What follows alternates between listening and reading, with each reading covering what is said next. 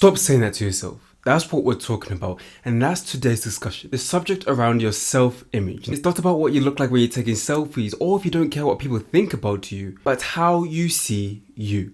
Self-image. Self-image is simply how you perceive yourself, what you think of yourself, and what do you do about that? You can see yourself being a very confident person, full of esteem, full of character, full of charisma. Or you can see yourself on the other side of that, a very shy person, quiet, who's neglected and doesn't participate much with others or even trying something new. That's your self-image. Welcome back to another discussion. My name is Jocko Kanchefu, and if you're new here, be sure to press subscribe. Let us begin. How you see yourself affects everything you have done, will do, and want to do next. So you might as well see yourself in a way that's going to help you, in a way that's in accordance with what you want out of your life, and truly be. And that begins by looking, uncovering, and understanding. So let's look deep into that. Looking. When you're looking for something, whether it's a TV remote, your car keys, or that very last chip at the bottom of the McDonald's bag, there's key attributes involved in those processes. Having an intention, being determined, having a motivation, and then physically taking that action. So let's relate that to looking at your self-image. Look at yourself with intention, to know yourself, be determined to better yourself, grasp the motivation to reach the end outcome, and finally actually take physical action. What I'm discussing with you is very simple and practical ways into looking at your self-image, how you look at yourself. In that process of looking, you're developing, you're cultivating, you're beginning to understand yourself that bit more. So take a look at you,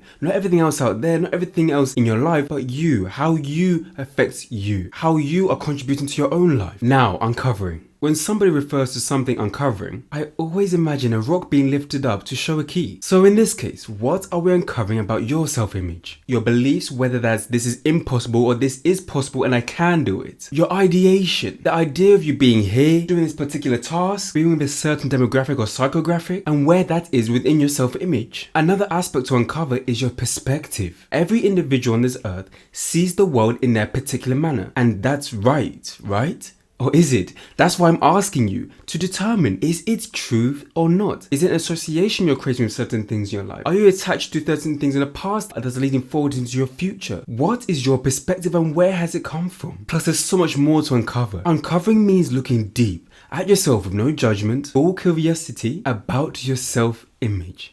Uncover it. You begin to open up more about yourself to yourself. You begin to see and understand things of yourself, or even notice things that you didn't before. Uncover your self-image. Then the last point we discuss, understanding. But before we get into that, make sure you're subscribed. I have a question for you. What determines whether you've understood something? Is it the ability to recollect it multiple times? Is it the ability to explain to somebody else? Or is it by you seeing how it can be utilized within your life? Because now we're leaning to you've looked at yourself, you've uncovered the layers within that, and now it's about understanding what does that mean for you and your self-image. These 3 points we're discussing, looking, uncovering, and understanding, are the basis of this journey, are the basis of getting to know yourself that bit more in your self-image. One lovely example I love to give is we have an image of ourselves in a mirror.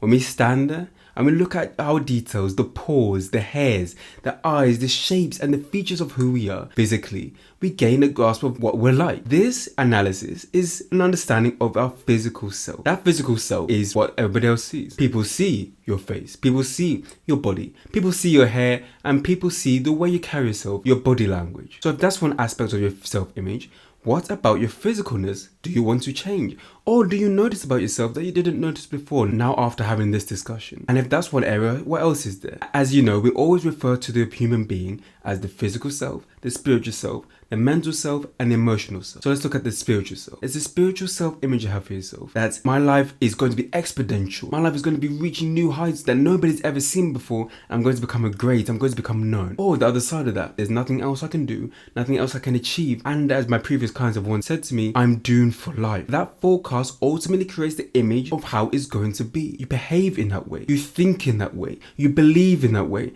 And then you carry yourself in that way. And nothing changes. So what do? We look at it. Oh, I've been saying this. I noticed this about myself. We uncover it. Where did that come from? Who said that to me? And whose words am I hearing time and time again about things that were said upon me? And then you understand it. Oh, it came from here, back then when I was a child. It came from there at my workplace. And it even moves on further from there. Having a conversation with your coach. That's, I can grow from this. I'm not stuck in this position spiritually. Thirdly, we look at the mind. Our mind is our thinking, is our logical self, and it's how we process and order our life. When we behave in accordance of what we desire and what we actually want for ourselves, we feel good. Our mind says, oh, well done, you went to the gym. Well done, you drank loads of water. Well done, you've got some good rest today. And our self-image of ourselves, oh, I'm actually good at this. I can do this and I love to do this. Improves, and we continue in that manner. When that changes and we do stuff that aren't in accordance of who we want to be, of what we have for ourselves and the way we want to behave, we think differently of ourselves. Our mind then focuses on, this particular area of my life that's detrimental to me, I find pleasure in it, so I'm going to keep going there. Instead of challenges being the pitfall of, I can't do a challenge, I'll just find an easy way out, we neglect the challenge, don't become stronger, and our self-image continues to find easier ways, shortcuts that make you cut short, and so much more. The self-image around the mind is, how do you see yourself? Do you see yourself as resilient, or do you see yourself as struggling? Do you see yourself as strong and authoritative, or do you see yourself as tucked around physically and metaphorically? Then lastly, emotionally. The emotional attachment to things is what gives it significance. Emotional attachment to a child and their mother is what makes the relationship have significance. Emotional attachment to a student and their grades is what makes the whole process of sitting down or writing exams meaningful. The emotional attachment to earning money to provide for your family and children is what makes the hard work, the early hours, valuable. Emotions around our self-image are what concrete what you think of you. What emotionally have you held on to about yourself? About, this is made for them and is never made for me. What emotions have you instilled and you carry within yourself that you don't even realize that you need to look at,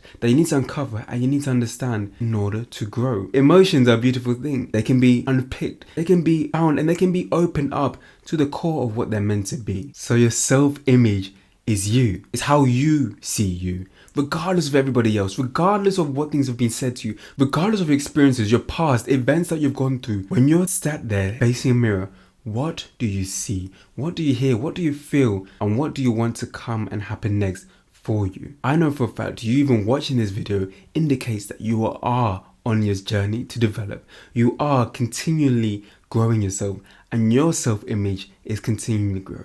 I hope you learned something new, I hope you're inspired, and I hope you gained some new sense of worth or discovered something about yourself in our discussion today. My name is Jocko Kanchefu. Have a good day, morning, night, and evening for wherever you are in the world watching this, and I'll see you next week for our next conversation.